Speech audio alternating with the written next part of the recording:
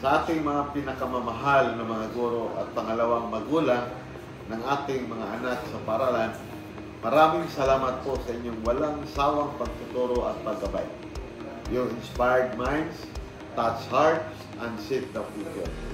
Hindi matutumbasan ang inyong sakripisyo at dedikasyon.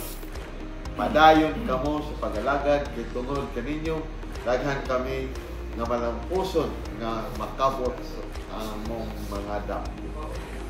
Kayo ang tunay na bayan sa likod ng tagumpay sa bawat kabataan.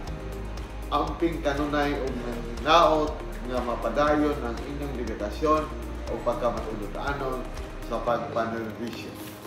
Saludo kami sa inyong lahat sa makausapa.